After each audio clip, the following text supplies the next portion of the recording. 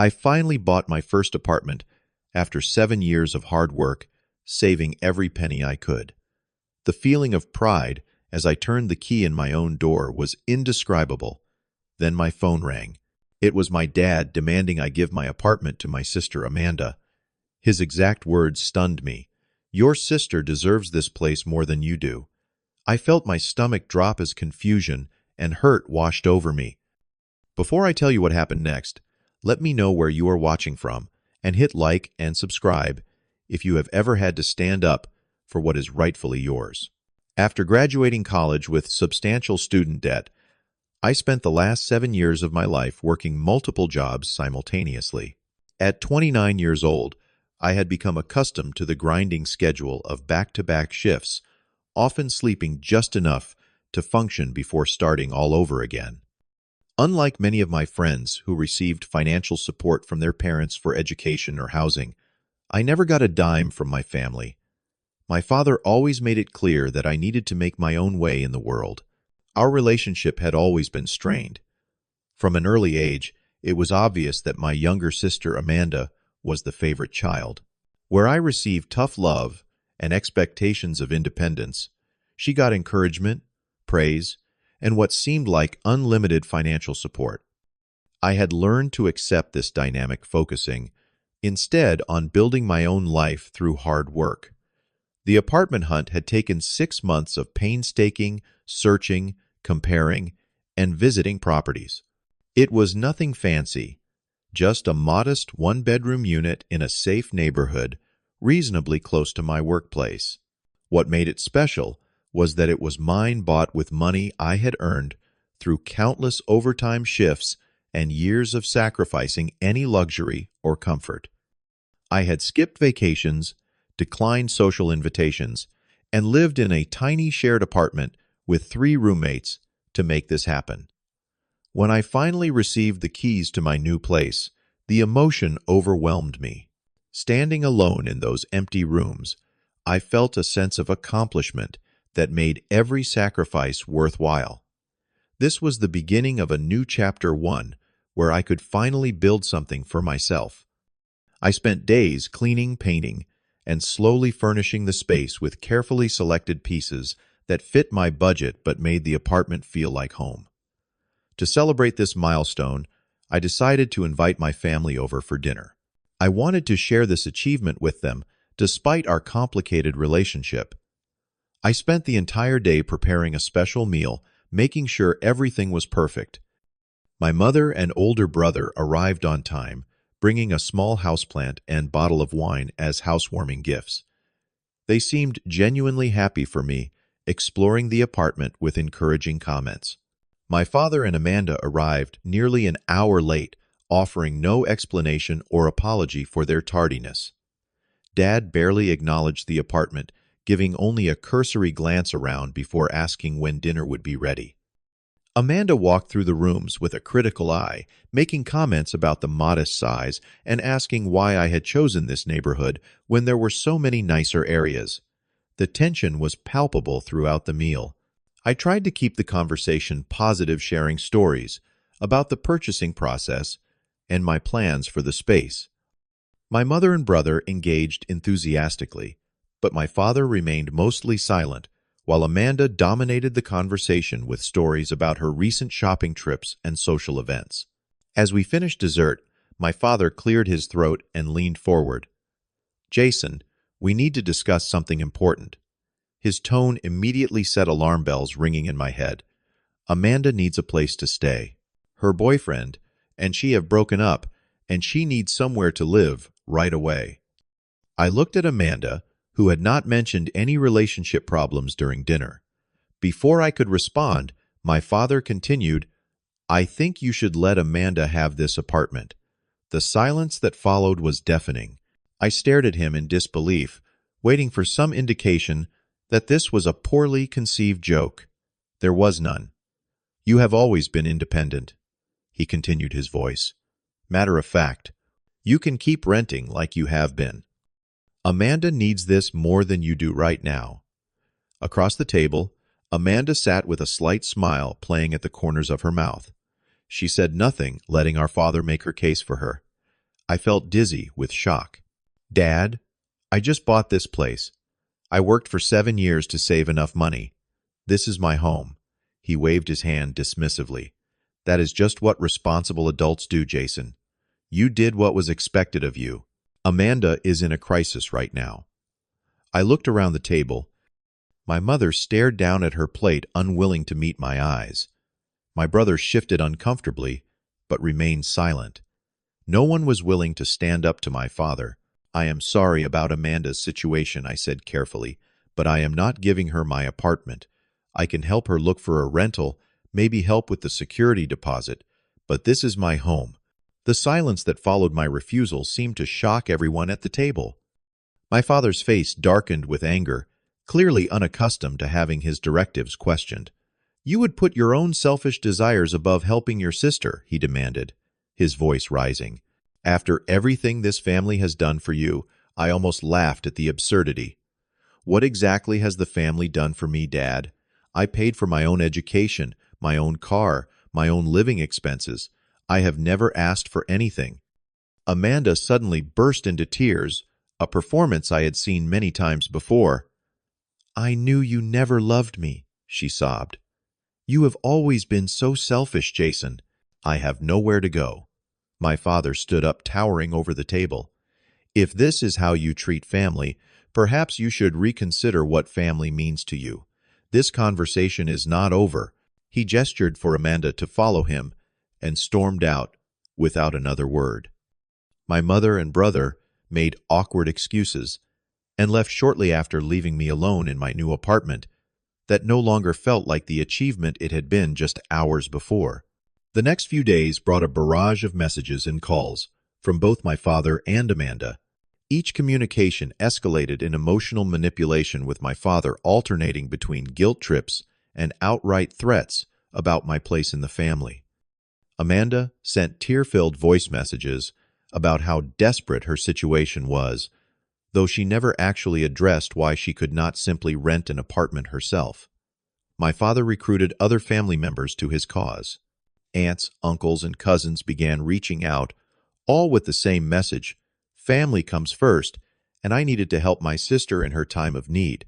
Few of them knew the full context of our family dynamics or understood that this request went far beyond normal sibling support. The lowest point came when my mother visited me alone. We sat in my small living room, her hands fidgeting nervously in her lap. "Your father has always had certain expectations," she said softly. "He believes in traditional family structures with different roles for different children." "You mean he expects me to sacrifice everything while giving Amanda whatever she wants?" I replied, unable to keep the bitterness from my voice. My mother looked pained, but did not deny it. Instead, she revealed something I had long suspected but never confirmed. "Your father has been supporting Amanda financially since she was 18. Her apartment, her car, her credit cards. He even paid for her college tuition in full." The revelation hit me like a physical blow. While I had worked multiple jobs to put myself through school, accumulating substantial debt in the process, my sister had received a free ride. While I had scraped and saved for 7 years to afford this modest apartment, she had been living in a place paid for by our father. Why? I asked simply. Why her and not me? My mother had no real answer, just a helpless shrug. "It has always been this way. He sees something fragile in her that needs protection. With you, he sees strength." I laughed without humor. "So I am punished for being responsible, while she is rewarded for dependency." After my mother left, the isolation felt overwhelming. I had stood my ground, but the cost was proving higher than I had anticipated. The one person who might understand was my older brother, Michael. We had never been particularly close, largely because he had moved out when I was still in high school, but he had always been fair. When we met for coffee the next day, Michael provided insights that confirmed my suspicions about Amanda's situation. "She is not nearly as desperate as Dad is making it seem," he told me. "The breakup with her boyfriend happened over 3 months ago, and she has been staying with friends since then. "So, why the sudden urgency about needing my apartment?" I asked. "Because she saw it and decided she wanted it," Michael said bluntly. "Amanda has savings, you know. Dad set up an account for her years ago and deposits money monthly. She could easily afford to rent a place, but according to her, nothing she has seen is good enough." The more we talked, the clearer the picture became. Amanda had developed a lifestyle of entitlement enabled by our father's indulgence. She spent extravagantly on designer clothes, frequent vacations, and luxury items, while maintaining the appearance of financial struggle whenever it suited her. I decided to confront Amanda, directly inviting her to meet at a neutral location. The coffee shop was busy enough to prevent a scene, but private enough for an honest conversation. She arrived half an hour late, dressed in obviously expensive new clothes, her nails freshly manicured. "I want to understand why you need my apartment specifically," I said, after we had ordered our drinks. "Michael mentioned you have been staying with friends since the breakup months ago." What changed Amanda's carefully constructed facade of desperation slipped. "Your apartment is in a good location, and it is already set up. I should not have to settle for some random rental. But you understand that I bought this place with my own money after years of saving." She shrugged, stirring her drink. "Dad has always helped me, and he will help you too if you need it. You are just too proud to ask." "Has it occurred to you that I might not have been given the option to ask?" I countered. Amanda's expression shifted to one of smug confidence. "Dad will always take my side, Jason. He always has. You might as well give in now and save yourself the trouble." Before I could respond, she added something that sent a chill down my spine. "Besides, this would not even be your first apartment. It would be my third." She must have seen my confusion because she clarified with casual cruelty, "Dad bought me 2 apartments before. I had to sell them when I needed cash." "What happened to the money from selling them?" I asked already, suspecting the answer. "Spent it," she said with another shrug. "Life is expensive." 2 days later, while helping my mother organize some old files at her house, I stumbled upon a folder of financial documents. I would never have looked inside, except that it had my name on it alongside Amanda's. What I discovered was even worse than I had imagined. The documents detailed years of financial support for Amanda, full tuition payments to her university, monthly allowances, car payments, insurance premiums, credit card bills.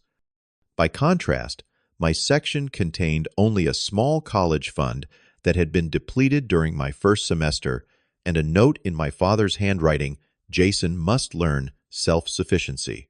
But the most shocking discovery came in a separate envelope marked Family Heirlooms. It contained insurance valuations for several pieces of family jewelry and antiques, along with a handwritten inventory. Many items were crossed out with dates next to them. With growing horror, I realized these were items that had gone missing over the years, items of sentimental and financial value that belonged to our family's heritage. My suspicions were confirmed when I found a series of emails printed out and tucked into the folder. They were between my father and an antiques dealer discussing the recovery of my grandmother's diamond ring, which the dealer had purchased from a young woman matching Amanda's description. My father had been forced to buy back our own family heirloom. I was still processing this information when my father called with his final ultimatum. His voice was cold and businesslike as he informed me that I had 48 hours to decide.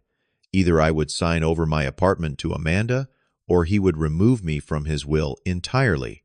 "I do not want to hear any excuses or explanations," he said before hanging up. "Just your decision." That call crystallized my resolve. For the first time in my life, I decided not just to stand my ground, but to fight back with the truth. I spent the next day gathering evidence copies of the financial documents, showing the disparity in treatment statements from the antiques. Dealer confirming Amanda had sold family heirlooms, and even a recorded conversation with Amanda herself in which she admitted lying about the urgency of her housing situation. I knew the confrontation would be ugly, but I was done being the family scapegoat while Amanda continued her entitled destruction.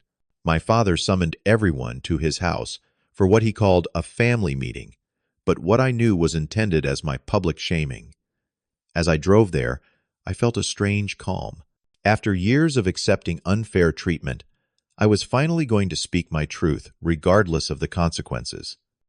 The living room was arranged like a tribunal with my father in his favorite armchair, my mother beside him on the sofa, and Amanda and Michael in the remaining seats.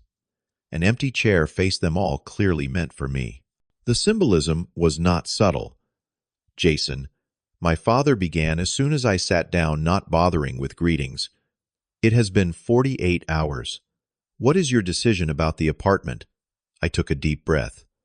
"I have made my decision, but first I would like to share some information that might provide context for everyone." My father frowned. "We did not come here for explanations. Just your answer." "Actually, I think explanations are exactly what we need right now." I opened the folder I had brought and began laying out documents on the coffee table. These are financial records showing the support given to Amanda and me over the years. My father started to protest, but I continued, my voice steady. "While I worked multiple jobs and took out loans for college, Amanda received full tuition payments. While I saved for 7 years to afford my apartment, she was given monthly allowances and had 2 apartments purchased for her already." Amanda's face flushed with anger. "That is none of your business. Dad helps me because he loves me.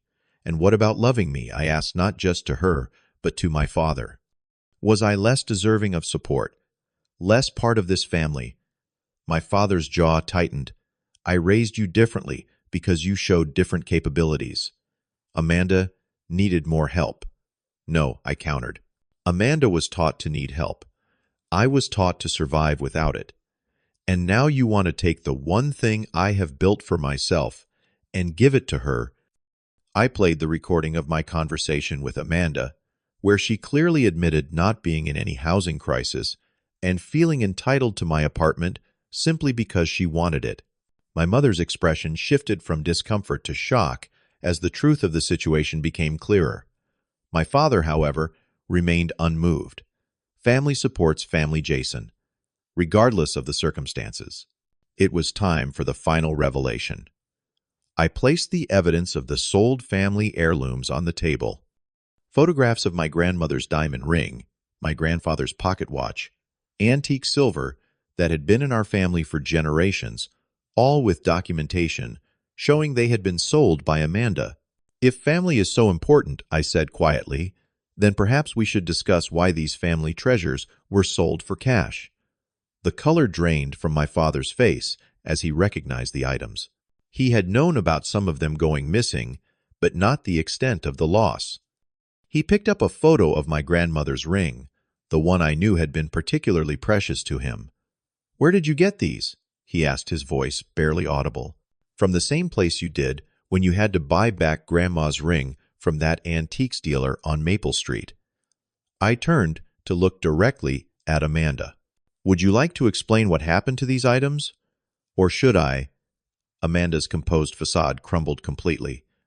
"You had no right to go through those documents," she shouted, but the guilty flush on her face confirmed everything. "They were in a folder with my name on it," I replied calmly. "A folder documenting the financial history of both of your children, Dad. A history that tells quite a story." Amanda, seeing her position crumbling, resorted to tears. "Fine. Yes, I sold some old junk nobody was using. I needed the money for things Dad would not pay for directly. Things like what my mother asked," finding her voice at last. Amanda hesitated, then lifted her chin defiantly.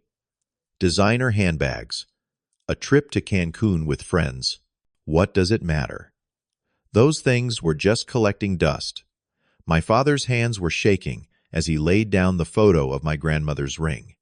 "That ring was your grandmother's engagement ring. It was meant to stay in this family forever. I had to pay 3 times its original value to get it back from that dealer." "So what?" Amanda snapped. "You have plenty of money." The room fell silent as the implications of her casual disregard sank in. Then Amanda, perhaps sensing she had gone too far, attempted to redirect. Besides this, is just Jason trying to distract from the real issue. He is being selfish about the apartment. But her strategy backfired. Amanda's dismissive attitude about the family heirlooms had cracked something in my father's perception of her. "What else have you sold?" he asked quietly. Amanda's silence was damning. "What else?" he repeated louder this time. She looked away. "Just some silver, and maybe Grandpa's watch." My father closed his eyes, visibly struggling with this new reality. When he opened them again, there was a clarity I had never seen before. "There is more," I said, hating the need to push further, but knowing it was necessary. "Amanda, tell Dad about the gambling debts." My mother gasped. Michael leaned forward, equally surprised by this revelation. "That is a lie." Amanda protested, but her voice lacked conviction. I placed another document on the table, credit card statements showing cash advances at 3 different casinos, payments to online gambling sites, all from the cards Dad pays for. As the full picture of Amanda's deception emerged, my father aged before my eyes. The golden child he had protected and indulged had been systematically exploiting his generosity, selling family treasures, and lying to all of us. My mother, finding unexpected courage, spoke up. "Robert, you have always treated the children differently. I told you it would lead to problems someday." My father did not respond to her directly. Instead, he turned to me with new eyes. "Jason, I owe you an apology. I convinced myself that my approach with you was about building character, but the truth is more complicated than that." He took a deep breath before continuing. "You were always so capable, so responsible, even as a child. I took pride in that, perhaps too much pride. I told myself you did not need my help, that you were stronger for making your own way. But that does not justify the disparity in how I treated you both." Then he turned to Amanda. "And you. I thought I was protecting you, supporting you. Instead, I created this situation where you feel entitled to take whatever you want without working for it." Amanda tried to interrupt, but he held up his hand. "No more, Amanda. This stops today. The financial support ends now. You will get a job, pay your own bills, and live within your means, and you will find a way to replace every family heirloom you sold." My father looked back at me. "Your apartment is yours, Jason. There was never any real question about that. I am sorry I ever suggested otherwise." In that moment, I saw my father clearly, perhaps for the first time. Not as the unfair patriarch who had always favored my sister, but as a flawed man who had made serious mistakes in how he raised his children, mistakes he was only now beginning to recognize. "And the will?" I asked, referring to his threat to disinherit me. He shook his head, looking ashamed. "That was wrong of me. Empty threats are the tools of weak men, not fathers. There will be no changes to my will, except perhaps to ensure that family heirlooms are protected from being sold in the future." Amanda stormed out of the house, slamming the door behind her. My mother wiped tears from her eyes. Michael looked relieved that the truth was finally out in the open. And me, I felt vindicated, but also strangely hollow. The victory had come at a high price, exposing family dynamics that would take years to heal if they ever did. The days following that explosive family meeting were quiet and disorienting.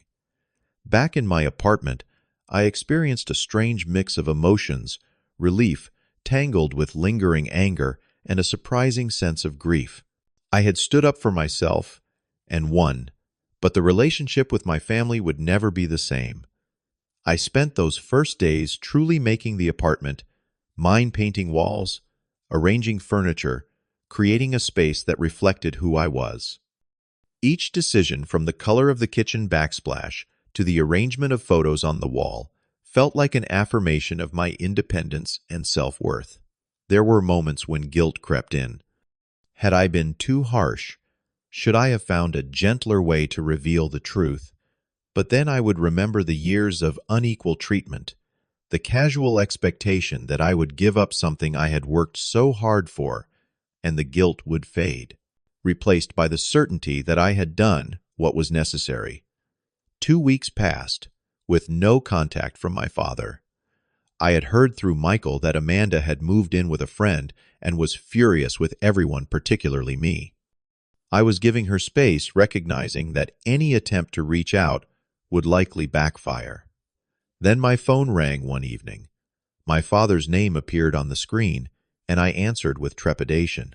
"Jason," his voice sounded older, more hesitant than I had ever heard it. "I have been doing a lot of thinking.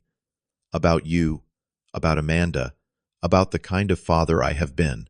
I stayed silent, letting him continue. "I got it wrong," he said simply. "With both of you, in different ways. I pushed you away by expecting too much independence too soon. I pulled Amanda too close by expecting too little of her. It is a complicated situation, Dad," I offered, surprised by my own desire to ease his evident pain. "Would you have dinner with me?" he asked. "Just the two of us. Not at my house, not at yours. Neutral territory." We met at a small Italian restaurant halfway between our homes. The conversation was awkward at first, stilted with the weight of unresolved history. But as the meal progressed, something shifted. For the first time in my memory, my father asked about my life, my work, my dreams, and he listened to my answers. "I always told myself I was preparing you for the real world," he admitted over dessert. "The truth is, I saw too much of myself in you. My father was hard on me, taught me that men provide for themselves, show no weakness. I carried that forward without questioning it. And, Amanda," I asked. He sighed. "She reminded me of my sister who died young. Perhaps I was trying to protect her from a fate that was never actually threatening her. Instead, I created a different kind of harm." It was the most honest conversation we had ever had, the beginning of a new relationship built on something more authentic than the roles we had played for so long. Amanda's journey was more complicated. Initially, she refused any contact with me, blaming me for her fall from grace in our father's eyes. My father had followed through on his promise to end her financial support, though he did help her find a job through a business contact. Her first paycheck was a reality check, Michael told me. For the first time in her adult life, Amanda had to budget to prioritize needs over wants, to experience the constraints that most people live with every day. "She is angry," Michael reported after seeing her. "But I think it is the kind of anger that comes before acceptance. She has been blaming you, but I can see the beginning of self-awareness in some of her comments." I maintained a careful distance from Amanda, establishing boundaries I should have set years before. When she texted to ask if she could borrow some furniture for her new place, I politely declined. When she hinted that perhaps I could co-sign a lease for her, I recommended a financial literacy class instead. Each boundary was a form of respect, both for myself and for her potential to grow. Meanwhile, I focused on my own healing. The years of being the less favored child had left marks on my psyche that needed attention. I started seeing a therapist who specialized in family dynamics, learning to recognize and challenge the internal narratives that had formed during my childhood. I built stronger relationships with friends who valued me for who I was, not what I could provide or sacrifice. I pursued interests and hobbies that had been set aside during those years of working multiple jobs, rediscovering parts of myself that had been suppressed in the single-minded focus on financial independence. And I found joy in my apartment, my space, my achievement.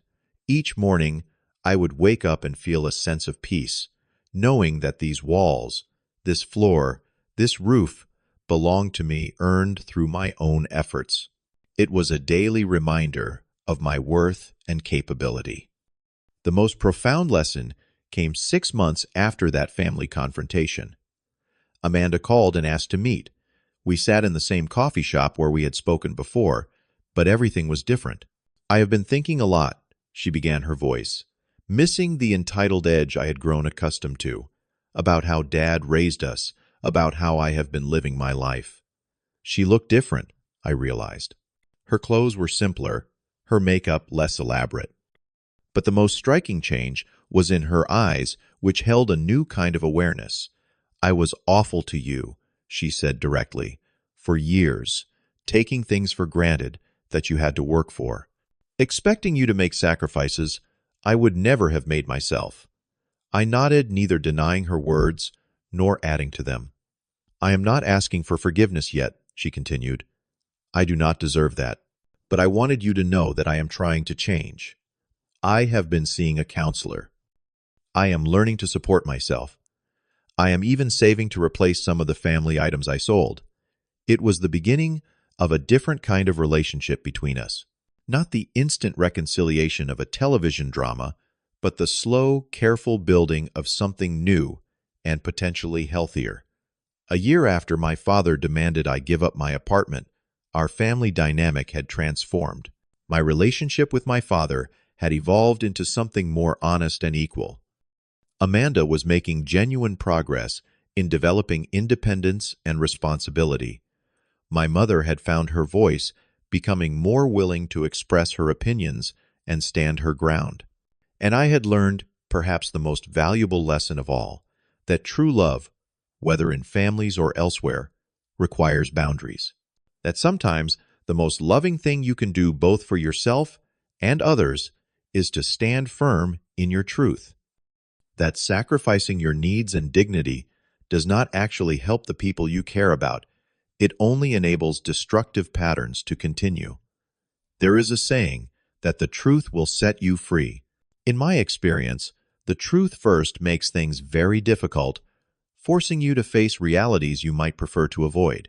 But on the other side of that difficulty is a genuine liberation, a chance to build relationships based on honesty rather than illusion. If you have ever had to make the difficult choice between keeping the peace and standing up for yourself, I hope my story reminds you that you deserve to be treated with respect, even by the people who raised you. Family loyalty should never require the sacrifice of your self-respect. Have you ever had to set a difficult boundary with family? Let me know in the comments, and please like, subscribe, and share this video if my story resonated with you. Thank you for listening, and remember that standing up for yourself is not selfish. It is an essential form of self-care.